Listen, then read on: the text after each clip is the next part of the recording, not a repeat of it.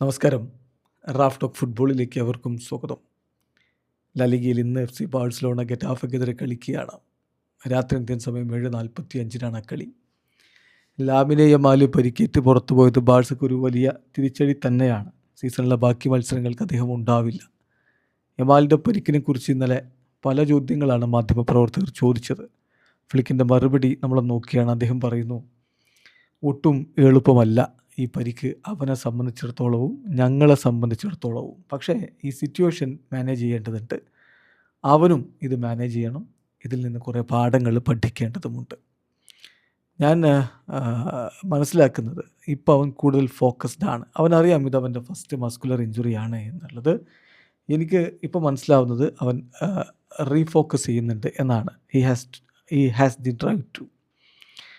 തീർച്ചയായിട്ടും ഇപ്പോൾ അവൻ ടീമിൽ നിന്ന് പുറത്താണ്. പക്ഷേ കൂടുതൽ കരുത്തോടുകൂടി അവൻ തിരികെ വരും. ഇപ്പോൾ അവൻ എങ്ങനെയാണോ നിൽക്കുന്നത് അതിനേക്കാൾ ശക്തനായിട്ട് അവൻ തിരിച്ചു വരുമെന്നാണ് ഞാൻ പ്രതീക്ഷിക്കുന്നത്. പിന്നെ നിങ്ങളൊക്കെ മനസ്സിലാക്കേണ്ട ഒരു കാര്യം, യമാലിന് 18 വയസ്സേ ഉള്ളൂ. പക്ഷേ അവൻ ഔട്ട്സ്റ്റാൻഡിങ് പെർഫോമൻസാണ് പുറത്തെടുത്ത് കൊണ്ടിരിക്കുന്നത്. അവനൊരുപാട് പ്രഷറിനിടയിലായിരുന്നു. എല്ലായ്പ്പോഴും എല്ലാവരും അവനെക്കുറിച്ച് സംസാരിക്കുന്നു.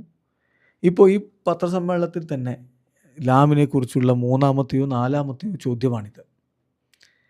എന്ത് ലാമിൻ ചെയ്താലും അതൊക്കെ എല്ലാവരെയും ബാധിക്കുന്നു. എല്ലാവരും കയറി അഭിപ്രായം പറയുന്നു. ഒരുപാട് ശബ്ദകോലാഹലങ്ങൾ അവൻ്റെ ചുറ്റുമുണ്ട്. പക്ഷേ ഞാൻ എന്താ മനസ്സിലാക്കിയെന്ന് വെച്ചാൽ ഈ റീസെൻറ്റ് വീക്സിൽ അവൻ ഒരുപാട് ഡെവലപ്ഡ് ആയിട്ടുണ്ട്. അവന് ആബ്സല്യൂട്ട്ലി ഇൻക്രെഡിബിൾ ലെവലിൽ പെർഫോമൻസ് നൽകിക്കൊണ്ടിരിക്കുകയാണ്. അവൻ്റെ പ്രായത്തേക്കാൾ കൂടുതൽ അവൻ പക്വതയുള്ളവനാണ്. ആൻഡ് എന്താണ് അവന് വേണ്ടത് എന്നതിനെക്കുറിച്ച് കൃത്യമായ ധാരണ അവനുണ്ട്. ഓഫ് കോഴ്സ് ഈ ഇഞ്ചുറി അവനെ എഫക്റ്റ് ചെയ്യുന്നുണ്ട്. പക്ഷേ അവൻ കൂടുതൽ കരുത്തോടുകൂടി തിരികെ വരുമെന്ന് എനിക്ക് ഉറപ്പുണ്ട് എന്നാണ് ഹൻസി ഫ്ലിക്ക് പറയുന്നത്. തീർച്ചയായിട്ടും അതങ്ങനെയാണ്. കാരണം ബാഴ്സയിൽ യമാൽ ഒരു സൂപ്പർ താരമായിട്ട് വളർന്നു വന്നത് മുതൽ പലതരത്തിലുള്ള ചർച്ചകൾ, അവൻ എന്ത് ചെയ്താലും അതിനെക്കുറിച്ചൊക്കെ വാർത്തയായി വരികയാണ്. ഇപ്പോൾ ഈ ഒരു പരിക്ക് പറ്റിയവൻ പുറത്തിരിക്കുമ്പോഴും അവനെക്കുറിച്ച് തന്നെയാണ് ചർച്ച. പക്ഷേ അവൻ കൂടുതൽ മെച്യൂർഡാണ്.